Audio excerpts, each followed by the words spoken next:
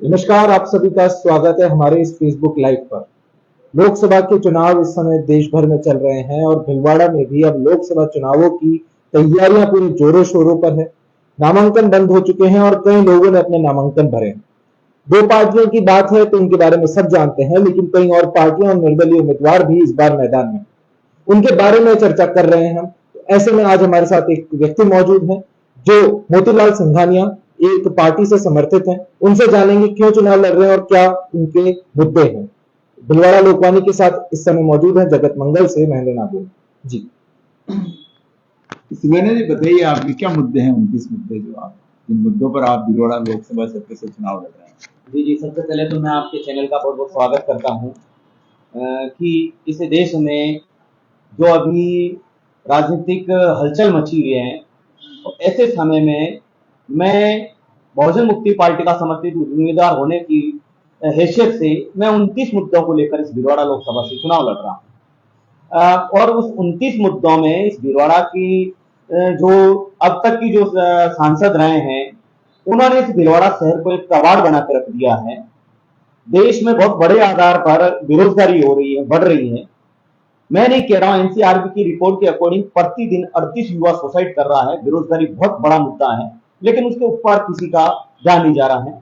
तो मैं सबसे पहले, मेरा पहला मुद्दा यही है कि मैं इस देश में बेरोजगारी को रोकने का काम करूं, युवाओं को रोजगार मिले। पढ़े लिखे लोग जो डिग्री लेके घूम रहे आत्महत्या कर रहे हैं, उनको रोजगार मिले। रोजगार के मुद्दे पे मैं इस शहर में जो बड़े तादाद में जो युवा हैं बेरोजगार घूम रहे हैं, उनको रोजगार मिले, उसके लिए मैं ये पहला मुद्दा जिसके आधार पर मैं काम कर रहा हूँ, उस मुद्दे को लेकर मैं ये कर रहा हूँ। दूसरा है कि भिलवाड़ा शहर में और भिलवाड़ा पूरे जिले में अभी माइनिंग की एक बहुत बड़ी लेवल की मंडी है, खनिज की मंडी है, और कपड़ा वस्त्र नगरी के नाम पर भिलवाड़ा की एक बहुत बड़ी पहचान है। लेकिन भिलवाड़ा शहर में और भिलवाड़ा लोकसभा क्षेत्र में एक एयरपोर्ट नहीं है जो देश विदेश से लोग यहाँ पहुंचे, उसके लिए ऐसा नहीं है। तो एयरपोर्ट होना चाहिए और खनिज मंडी के नाम से भिलवाड़ा की पहचान हो, मैं उसके लिए काम करना चाहता हूँ। दूसरा, उसके बाद भिलवाड़ा शहर में जो कि काफी समय से, एक अरसे से एक मांग चली आ रही है कि भिलवाड़ा में यहाँ जो रेलवे लाइन जो नाथद्वारा से लेकर गंगापुर भिलवाड़ा होते हुए शाहपुरा और ये जाजपुर होते टोंक तक जानी चाहिए, उसकी मांग है जनता की, लेकिन वो नहीं है। तो मैं चाहता हूं कि यहाँ रेलवे लाइन स्थापित हो। उसके अलावा रिकॉर्ड में कागजों में एक मेमू कारखाना आप सर्च करेंगे तो आपको दिख जाएगा कि राजस्थान में भिलवाड़ा और भिलवाड़ा में रायला में स्थापित है, लेकिन वो कागजों में है, धरातल पे नहीं है। तो मैं चाहता हूँ वो धरातल पे या मेमू कोच स्थापित हो, जिससे लोगों को रोजगार मिलेगा और उससे एक बहुत बड़ी पहचान मिलेगी। उसके अलावा भिलवाड़ा शहर में जो कि बहुत सारे लेवल पे पार्कों में या रोडों पे जो गायें घूमती है, आवारा पशु घूमते हैं, उनके नाम पर शहर में किसी ने कोई आवाज नहीं उठाई है, लेकिन उनके नाम से बहुत सारे इस तरीके के ऐसा हो रखे हैं। तो मैं चाहता हूं कि भिलवाड़ा में जो काइनाश अलग अलग जगह पे स्थापित जो है, वहां वो रिकॉर्ड में है, लेकिन गायें और आवारा पशु शहर में घूम रहे वो वहां तक नहीं, उनके लिए वो काइन हाउस सुशिक्षित सुव्यवस्थित हुआ हो। और उसके अलावा उनके नाम से जो लोग पार्कों में गए हैं, सड़कों पे, वो वहां तक पहुंचे, उसके लिए मैं बड़े लेवल पे वन्य जीव सुरक्षित हो, उसके लिए मेरे मुद्दे हैं वो मैनिफेस्टो में, मैं उसके लिए काम करना चाहता हूँ। दूसरा कि भिलवाड़ा लोकसभा क्षेत्र में और मैं तमाम इस देश के, क्योंकि मुझे संसद में जाके आवाज उठानी है कि अवैध जो भूमाफिया हैं जिन्होंने देवस्थान विभाग की जमीनों पे और भूदान की जमीनों पे कब्जे किए हुए हैं, वो खाली हो, उनको अलॉट हो और भूमाफिया को हटाया जाए।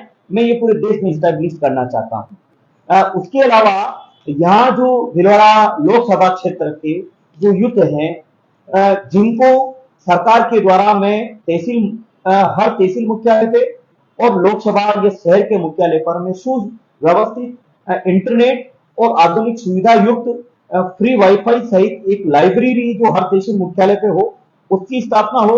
RSIS की जो कोचिंग करे उनको सुविधाजनक व्यवस्था वो हो, मैं वो इस पूरी लोकसभा में स्टैब्लिश करना चाहता हूँ और उसी के आधार पर पूरी लोकसभा में उसको स्थापित करना चाहता हूँ। मैं उसके लिए इन मुद्दों को लेकर मैं काम करना चाह रहा हूँ। दूसरा कि अभी देश में पेपर लीक का मामला चल रहा है।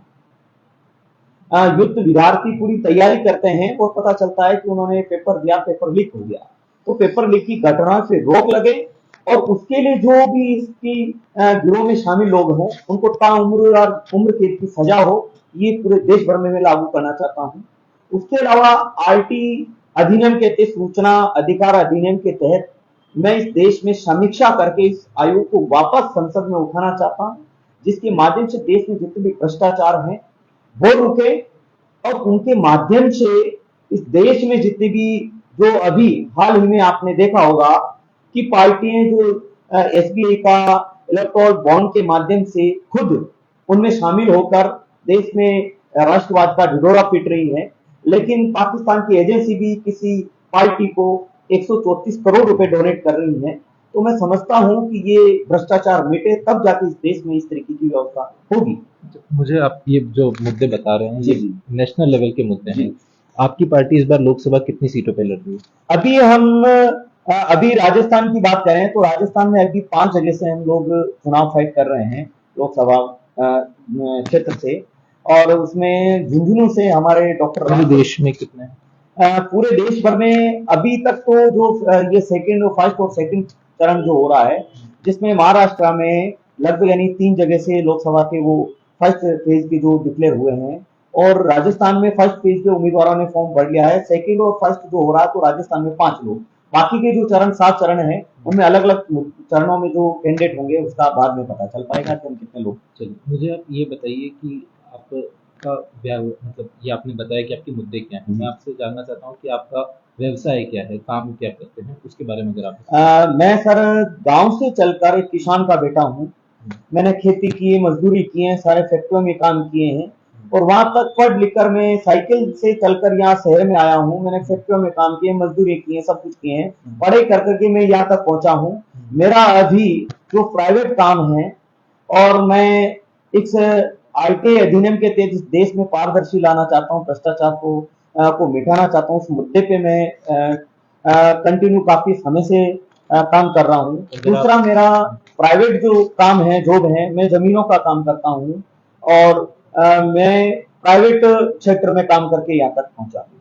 आज तक आपने कौन कौन से जनहित के काम किए जनता के लिए भीलवाड़ा में? भीलवाड़ा में मैं देखता हूँ कि यहाँ बहुत सारे लोग ऐसे हैं जो गरीब लोग हैं, जिनके साथ कोई घटना घटित होती है, उनकी थाने वाले सुनवाई नहीं करते हैं, कलेक्ट्रेट के बाहर वो घूमते हैं, उनकी कोई सुनवाई नहीं करते हैं। बहुत सारी महिलाओं के साथ रेप हो जाता है, मर्डर होते हैं, उनकी कोई सुनवाई करने वाला नहीं है। ऐसे लोगों के लिए मैं फ्री में, उन लोगों के लिए या कलेक्ट्रेट तक जब पहुंचते हैं, मैं उनके लिए फ्री में ज्ञापन टाइप करता हूँ, उनके लिए धरने देता हूँ, उनके लिए लड़ाई लड़ता हूँ, और उनको अंतिम जब तक न्याय नहीं मिले तब तक मैं उन लोगों के लिए काम करता हूँ।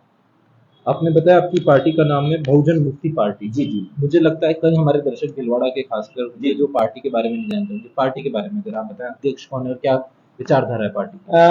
पार्टी के हमारे राष्ट्रीय अध्यक्ष माननीय प्रवेंद्र प्रताप सिंह जी हैं, और ये पार्टी 2012 में बनाई गई, और इस देश के दबे कुचले जो वंचित लोग हैं, जो इस संविधान के मुख्य धारा से वंचित जो लोग हैं, उनके लिए पूरे देश भर में काम कर रही है, और पार्टी पूरे देश भर में ईवीएम के मुद्दे को बड़े स्तर पे उठाने का काम कर रही है, क्योंकि लोकतंत्र में वोट का अधिकार है, और वोट का अधिकार बैलेट पेपर से जो संविधान में जो हमें मिला, लेकिन अभी ईवीएम के माध्यम से जो चुनाव कराए जा रहे हैं, इस मुद्दे पे पूरे देश भर में ईवीएम के मुद्दे को लेकर पार्टी से क्या समस्या है? ईवीएम एक इलेक्ट्रॉनिक पार्ट्स हैं जिससे कभी भी हैक किया जा सकता है। विश्व के जितने विकसित देश वो ईवीएम का इस्तेमाल नहीं करते हैं, लेकिन अप्रत्यक्ष रूप से भारत में ये भ्रष्टाचार करके पार्टी वहां तक पहुंच रही है, जो बीजेपी कांग्रेस दोनों चोर चोर मौसेरे भाई हैं।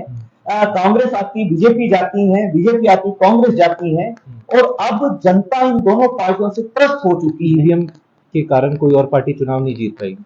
ईवीएम के कारण कोई पार्टी चुनाव नहीं जीत पा रही है। इसका कारण ये है कि अभी तक आप ऐसा कह रहे हैं? मैं ऐसा कह रहा हूँ, आम जनता ऐसा कह रही है। तो फिर आप चुनाव कैसे जीतेंगे? मुझे पता है कि ईवीएम में फ्रॉड करके वो तक चुनाव पारदर्शी नहीं हो सकते। ये मैं नहीं कह रहा हूँ, 8 अक्टूबर 2013 का सुप्रीम कोर्ट का जजमेंट आप मानते हैं? मैं मानता हूँ कि इस समय फ्रॉड है, इससे हैक किया जा सकता है, इलेक्ट्रॉनिक पार्ट है, उसको कभी भी हैक करके इससे वोट ट्रांसफर किए जा सकते हैं।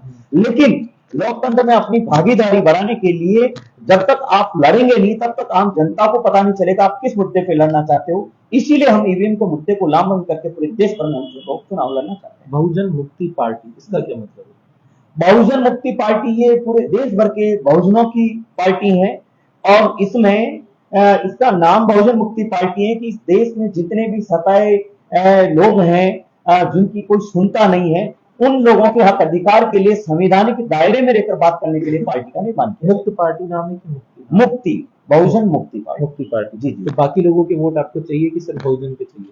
बहुजन का मतलब कोई किसी जाति से, किसी धर्म से, किसी से नहीं है। अल्पजन मतलब छोटे लोगों को अल्पजन, और सारे लोग एक हो जाएंगे तो बहुजन हो जाएंगे, उसके नाम से बहुजन मुक्ति पार्टी। अच्छा, पार्टी आपको टिकट देने आई थी कि आपने पार्टी से टिकट मांगा था?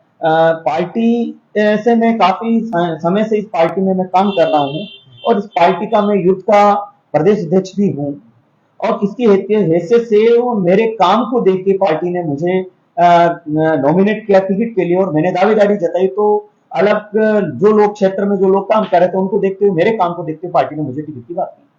ऐसी कौन सी विचारधारा है आपकी पार्टी की जो आपको लगता है कि आपको काफी प्रभावित करती है, आपको पसंद आई?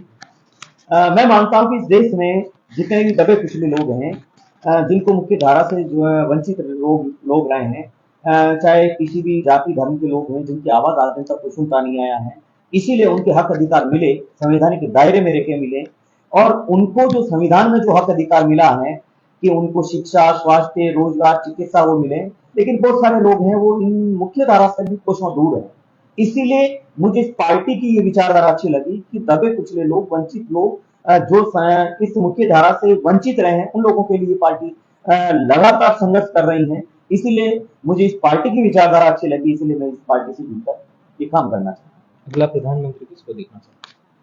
सर, मैं चाहता हूं कि इस देश में प्रधानमंत्री हम तो हमारे पार्टी के जो राष्ट्रीय अध्यक्ष माननीय परवेंद्र प्रताप सिंह जी को देखना चाहते हैं, क्योंकि वो पूरे देश भर में लगातार बहुत एक दिन एक रात में रुकते नहीं है, लगातार समाज के लोगों के लिए काम कर रहे हैं, पूरे देश भर में काम कर रहे हैं, बेरोजगारी के मुद्दे पे काम कर रहे हैं, किसान आंदोलन कर रहे हैं उन मुद्दे पे काम कर रहे हैं, ईवीएम के मुद्दे पे काम कर रहे हैं, इस देश को तोड़ा मरोड़ा जा रहा है उसके मुद्दे पे काम कर रहे हैं, गाय गोबर गौमूत्र में इस देश के लोगों को उलझाया जा रहा है, उनसे बाहर निकल के अपने हक अधिकार के लिए जागरूक उस मुद्दे पे वो काम करना चाह रहे हैं। इसीलिए मैं चाहता हूँ कि वो यदि प्रधानमंत्री बनेंगे तो मैं समझता हूँ इस देश के जो विश्व गुरु, जो 200 यूनिवर्सिटी में भारतीय यूनिवर्सिटी नहीं है, शिक्षा के क्षेत्र में पिछड़ा है, वो वहां तक लाने का काम करेंगे। तो ये तो बहुत इम्प्रैक्टिकल सी बात होगी, लेकिन मान लीजिए कोई पार्टी दूसरी पार्टी है, इंडिया अलायंस से, या इंडिया अलायंस कह लीजिए, या फिर एनडीए से नरेंद्र मोदी अगर प्रधानमंत्री बनते हैं और आप भीलवाड़ा से सांसद बनकर जाते हैं, तो आप किस पार्टी को ज्वाइन करेंगे?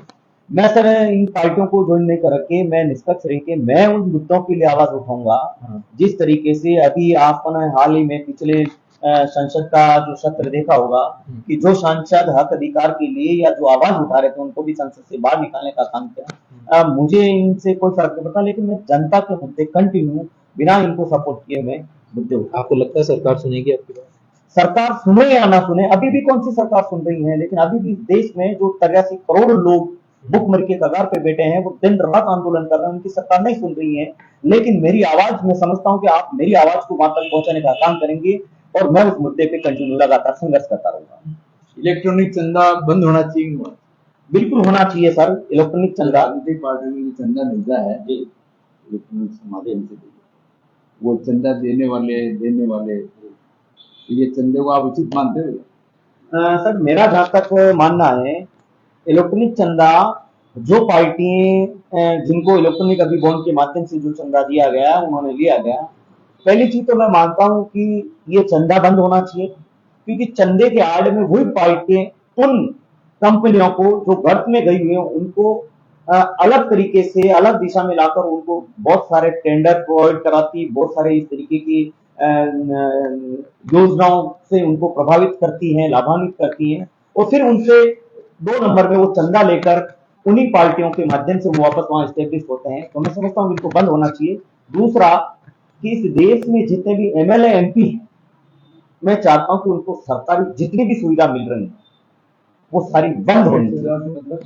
जिस तरीके से उनको एयरपोर्ट की सुविधा, फ्री टेलीफोन सुविधा, उनको गाड़ियों की सुविधा, उनको पेंशन सुविधा, ये सारी उनको बंद होनी चाहिए, क्योंकि ये लोकतंत्र है, जनता के द्वारा जनता के लिए और जनता के द्वारा और जनता के लिए बनाया गया है। और जनता इस देश लोकतंत्र में मालिक होती है, राजा होती है, लेकिन जनता अभी भिखारी बन गई है, और जनता ने जिनको चुना है वो आराम से इस देश के संसद में और विधानसभा में बैठ के सारे सुख सुविधाएं भोग रहे हैं, इसीलिए वो बंद होना चाहिए। कदाचित अगर आप जीत जाते हैं तो आपकी पहली प्राथमिकता भिलवाड़ा के लिए क्या रहेगी?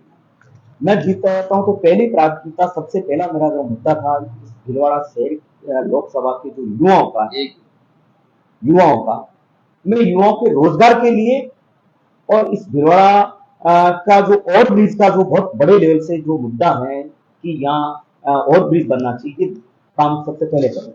एक शाहपुरा की रेलवे लाइन भी पिछले 30-35 साल से पेंडिंग चल रही है।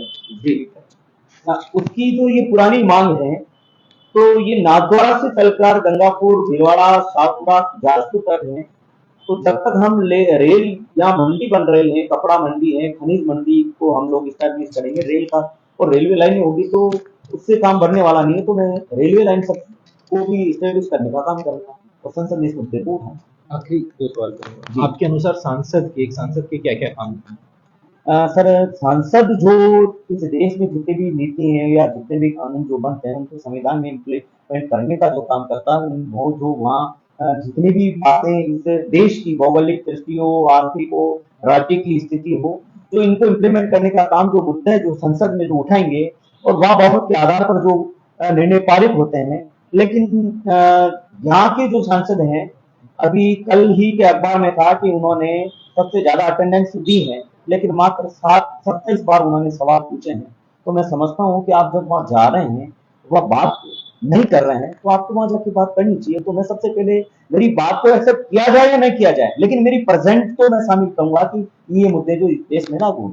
एक बात मैं और पूछ रहा हूँ कि चुनाव की हर जगह बात हो रही है, क्या कारण है कि सिर्फ दो ही पार्टियां या दो गठबंधन जो उन्हीं की बात हो रही है? आप जैसे जो इंडिपेंडेंट या दूसरी पार्टियों से लड़ रहे हैं, आपको क्या लगता है उनकी बात मीडिया में या कहीं पर और क्यों नहीं हो रही, किसी और चैनल में? सर, कांग्रेस और बीजेपी ने देश को लूटने का काम किया है और बहुत गन्ना सेठों की पार्टी हुई है। मेरे पास पैसा नहीं है और मैं जनता के लिए काम करना चाहता हूं। जिनकी आवाज आज तक किसी ने नहीं उठाई, मैं उनके लिए काम करना चाहता हूं। इसीलिए मैं बिना पैसे, मेरे पास साधन संसाधन नहीं है, क्योंकि मैं गरीब परिवार से किसान का बेटा हूं, इसीलिए मैं उनके हक अधिकार के लिए लड़ना चाह रहा हूं। इसीलिए मेरी आवाज शायद प्रिंट मीडिया भी नहीं उठा रहा है। मेरी मुद्दों को, जो देश की जरूरत समस्या है, उन मुद्दों को मैं जो उठाना चाह रहा हूँ, वो मुद्दे वो लोग नहीं उठा रहे हैं और उन्हीं का बोलबाला है।